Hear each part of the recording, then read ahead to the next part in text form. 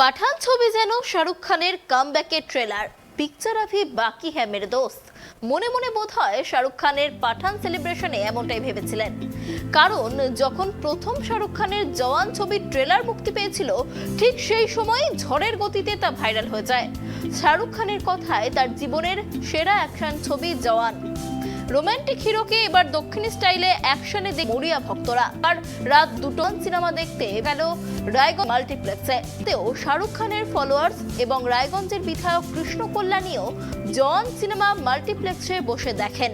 বিধায়ক জানান, শাহরুখ খান বাংলার ব্র্যান্ড অ্যাম্বাসেডর, তাই জওয়ান দেখতে মানুষের ভিড় এবং তিনি সিনেমা দেখতে আসেন রাত্রি 2:15-এ।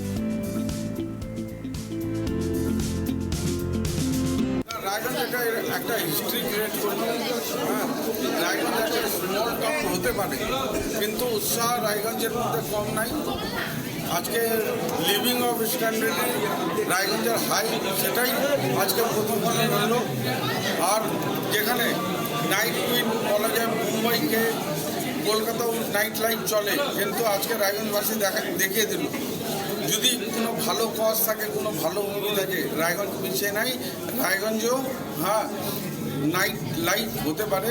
শাহরুখ খান মানে পশ্চিমবঙ্গের ব্র্যান্ড অ্যাম্বাসেডর, তাকে আমরা ওয়েলকাম করলাম, তাকে স্বাগত জানালাম, আর তার বউকে আমরা অ্যাপ্রিসিয়েট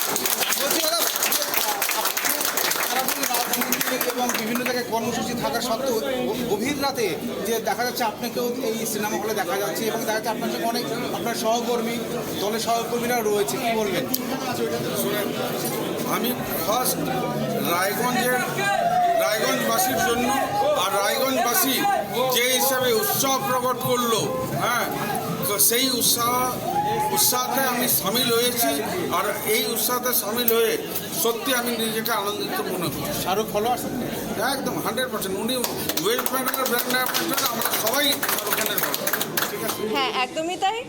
প্রথমত তো টাইমিংটা নিয়ে খুব এক্সাইটেড। দ্বিতীয়ত টিকিটের একটা ব্যাপার ছিল, সেটা একটা বড় ইস্যু, যে কারণে রাত্রি 2:15 হলো, মেয়ের আবদারে আসতে হলো না। এখনো পর্যন্ত জানতেই চাইনি, মানে যাতে এক্সাইটমেন্টটা কোনোভাবেই ম্লান না হয়, যাতে গোটাটা আমি থিয়েটারে দেখে গোটা বিষয়টা জানি। আগের থেকে স্টোরির কিচ্ছুটা জানার কোনো রকম কিউরিসিটি হয়নি।